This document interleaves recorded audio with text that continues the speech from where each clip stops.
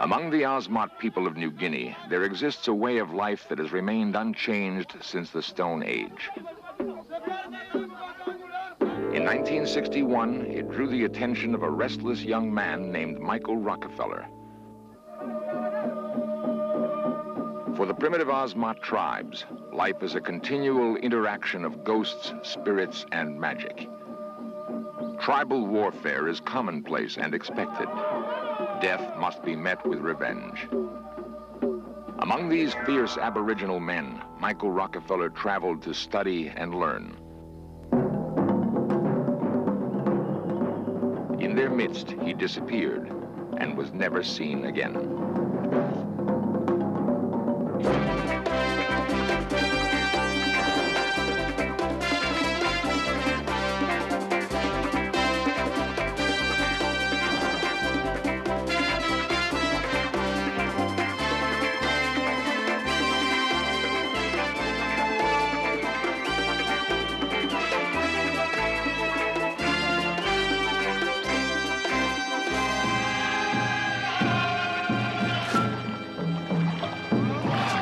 Entranced by a culture he had never before experienced, Michael Rockefeller passionately documented Osmot life.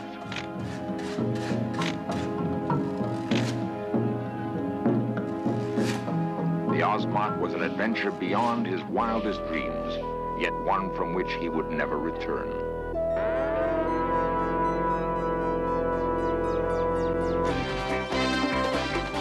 This series presents information based in part on theory and conjecture. The producer's purpose is to suggest some possible explanation, but not necessarily the only ones, to the mysteries we will examine.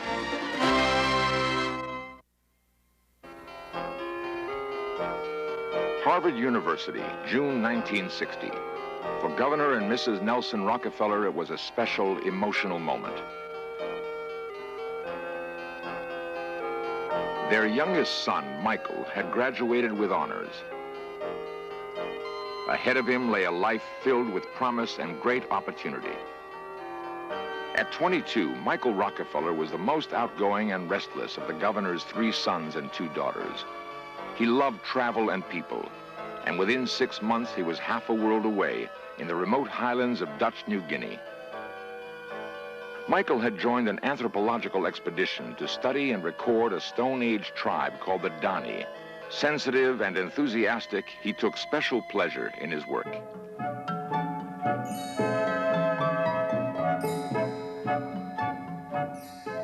For 6 months, Michael served as the expedition's sound man and still photographer.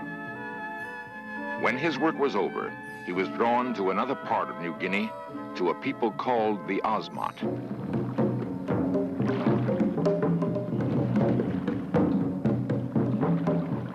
Along the coast and in the winding tidal rivers of southern New Guinea, the primitive Osmot tribes lived as they had since primeval times.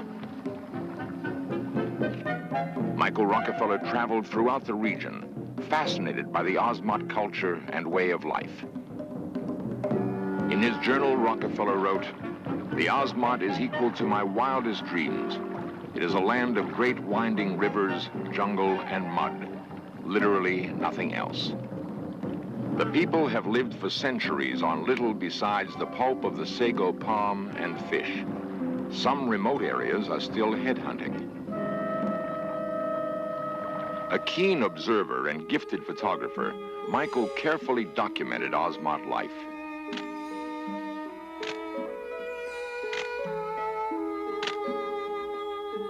In the Osmot people, Michael sensed a nobility that he admired and compassionately recorded.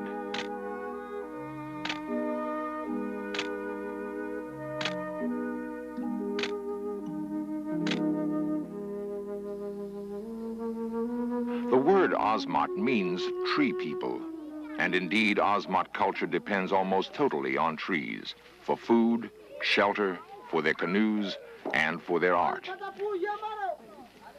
The Osmot even believe themselves to be descended from trees. Their mythology tells of a great magician who wandered their uninhabited land. Out of loneliness, he carved human figures from mangrove wood. He beat softly on a drum and brought the figures to life. Thus, the Ozmot came to be. The Ozmots still believe that their spirits reside in trees. The felling of a mangrove tree begins an ancient ritual that intermingles art and violence. Before the cut mangrove trunk can enter the village, Ozmot women pelt it with mud, exorcising any evil spirits that may still live inside. Once the mangrove is cleansed of demons, the intricate carving begins.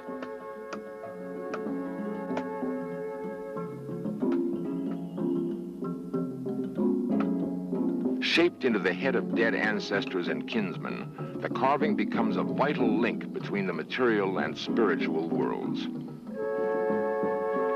For the Ozmot, natural death does not exist. Only evil spirits and enemies account for the passing of life. The finished carving becomes a pledge to the dead that their spirits will be revenged. The beauty of Ozmot art completely captivated Michael Rockefeller. In his journal, Rockefeller wrote, "The key to my fascination with the Ozmot is the wood carving. The sculpture which the people here produce is some of the most extraordinary work in the primitive world." Full of youthful enthusiasm, Michael Rockefeller began collecting Ozmot art.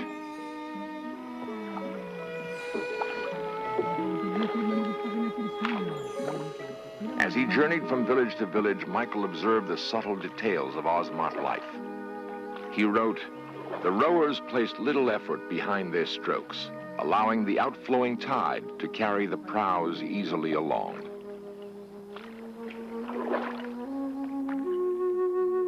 For weeks, Michael traveled through Ozmot territory, often accompanied by missionaries and anthropologists.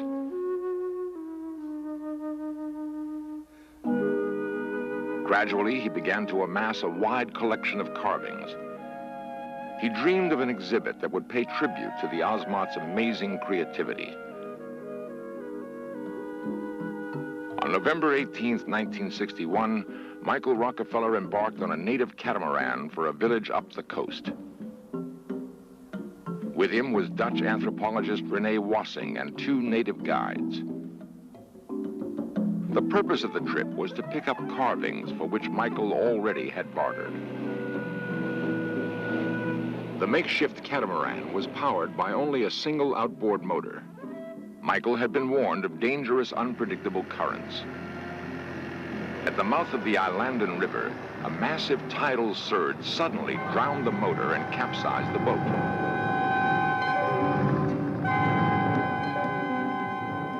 The natives swam for help.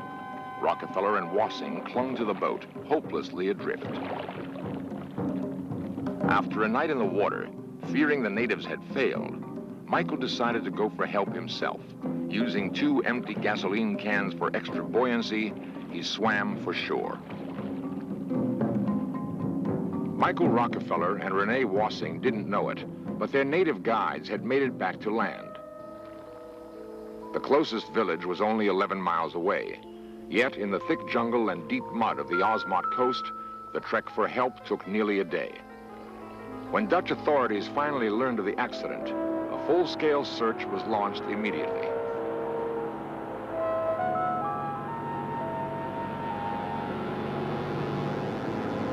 Searchers combed over coastal rivers and seemingly endless spans of dense jungle shoreline. The region below was hostile and forbidding.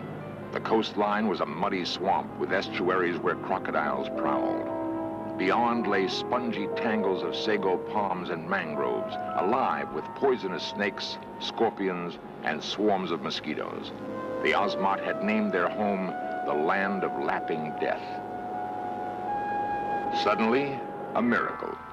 A flying boat had found Rene Wassing, still clinging to the capsized catamaran more than 20 miles out to sea. Stunned and exhausted, Wassing told reporters of the ordeal. He had tried unsuccessfully to dissuade Michael from attempting the swim to shore. Michael's last words were, "I think I can make it."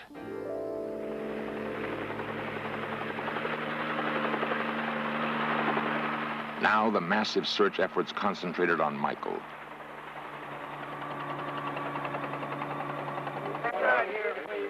The news that his son was lost had taken 3 days to reach Governor Rockefeller. Stunned and disoriented, he tried his best to deal with an endless onslaught of questions. I'm headed out there.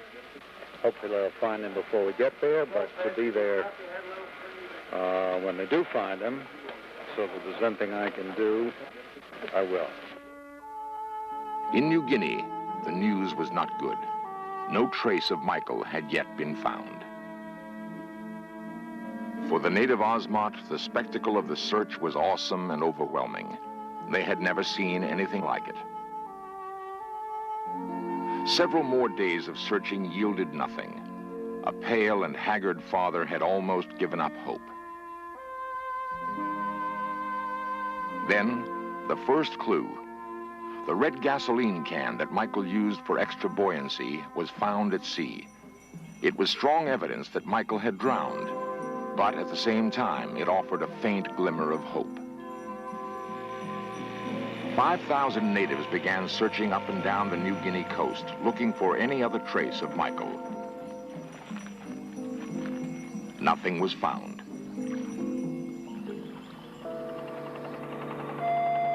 After nearly 2 weeks, the search for Michael Rockefeller was ended. For an agonized father returning home, the official conclusion seemed unavoidable. Michael Rockefeller had drowned at sea. Yet it was not long before speculation began that perhaps somewhere in the jungle, Michael might still be alive.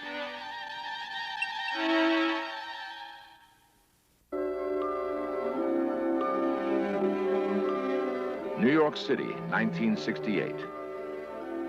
7 years after Michael Rockefeller's disappearance, one man was led to begin a personal search for the missing Rockefeller. Milt Macklin, a writer and magazine editor, was met in his office by a secretive man who would call himself only Donahue. Donahue told Macklin that several months before, on a tiny island called Kanapu, he had seen and talked with Michael Rockefeller. Intrigued with the story, Macklin made plans to go to New Guinea. Macklin's information from Donahue was sketchy, but he had decided to follow the difficult route. According to Donahue's story, Rockefeller was picked up by a native war party and taken by canoe on a 1,000-mile journey to the Trobriand Islands. As Macklin made his way through the jungle, he began to understand Michael's attraction to its primitive beauty.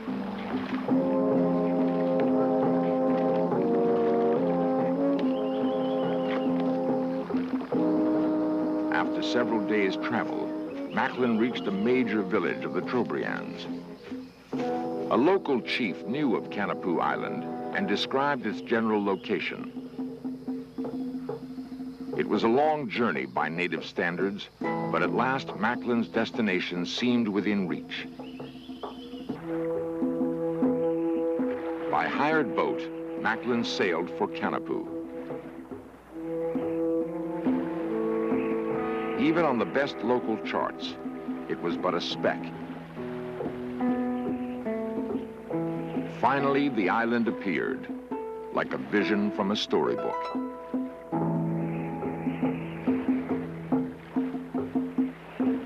After a long and tiring journey, Milt Macklin approached his destination with hopeful expectation.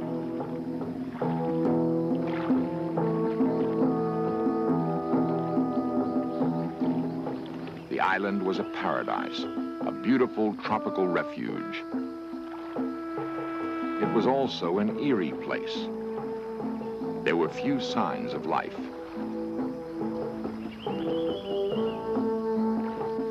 A careful search led finally to a makeshift shelter.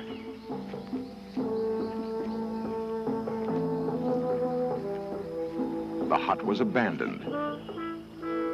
There was no sign of Michael Rockefeller. Discouraged and disappointed, Milt Macklin gave up his Kanapu search. The fate of Michael Rockefeller remained a mystery. Yet for Macklin, the unsuccessful search had raised many questions. Was the Donahue story simply a cruel hoax, or did it bear some element of truth?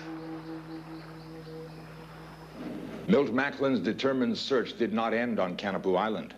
For 2 more months, he traveled throughout New Guinea, looking for evidence that might prove conclusively what happened to Michael Rockefeller. Macklin traced down endless leads, but his final personal conclusion was based on information from a Dutch missionary, Father Cornelis van Kessel. Van Kessel had heard rumors from natives that Rockefeller was captured and killed near the Osmot village of Oats-Janep.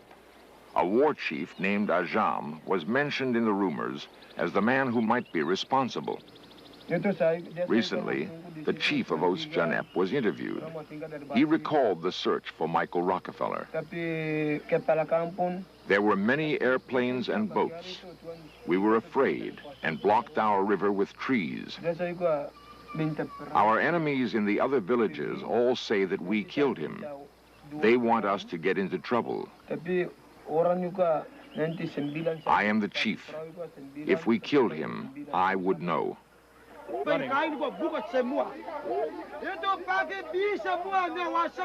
The full and true story of Michael Rockefeller's disappearance may never be known.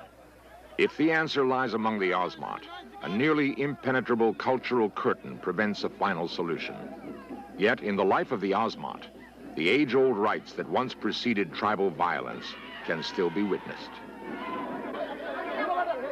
After the mangrove ancestor poles are carved, an elaborate ceremony begins in honor of the dead.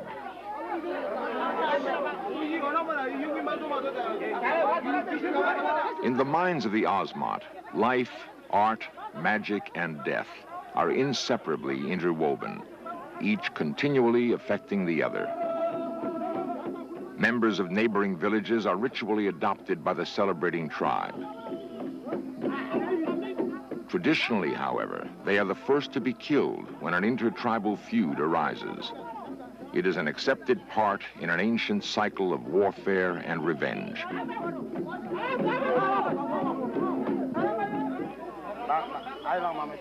The ancestor ceremony climaxes when the poles are returned outside.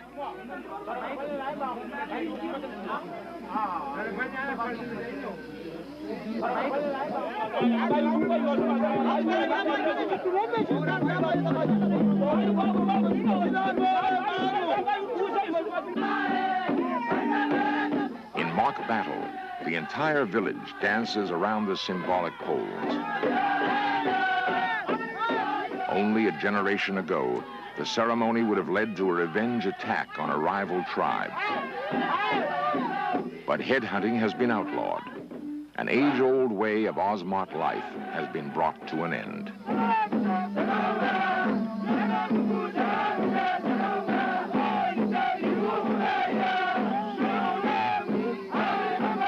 In his journal, Michael Rockefeller wrote, "The Osmot is filled with a kind of tragedy.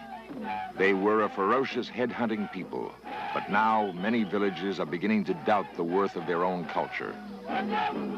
They crave things Western, even though these doubtful symbols of another world hide a proud form and replace a far finer, if less concealing, form of dress."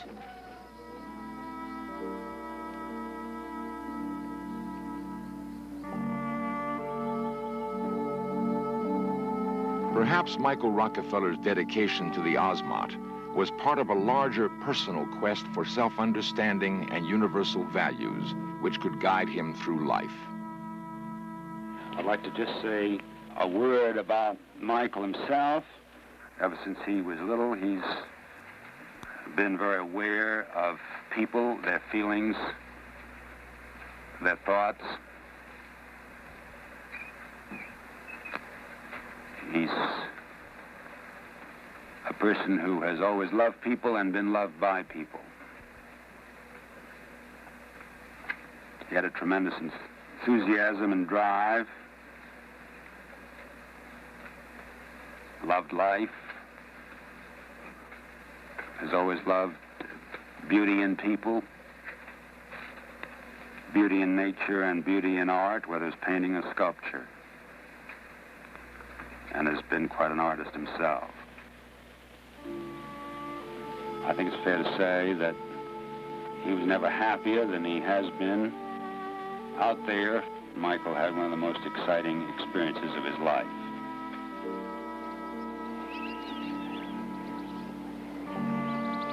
The mystery of Michael Rockefeller's disappearance may never be solved, but his passion and spirit will live on in his pictorial record of the Ozmont.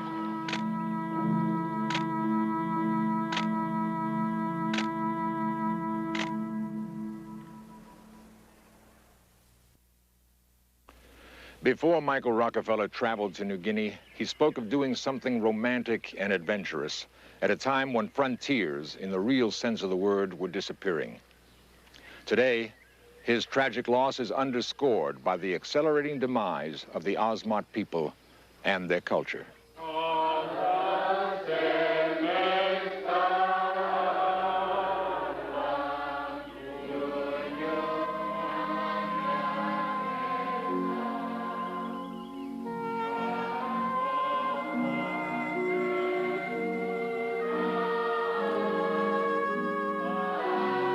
While in New Guinea, Michael Rockefeller wrote, "The West thinks in terms of bringing advance and opportunity to such a place. In actuality, we bring a cultural bankruptcy which will last for many years." Tenuously, the Ozmont still hold on, among the last representatives of the beginning of humanity.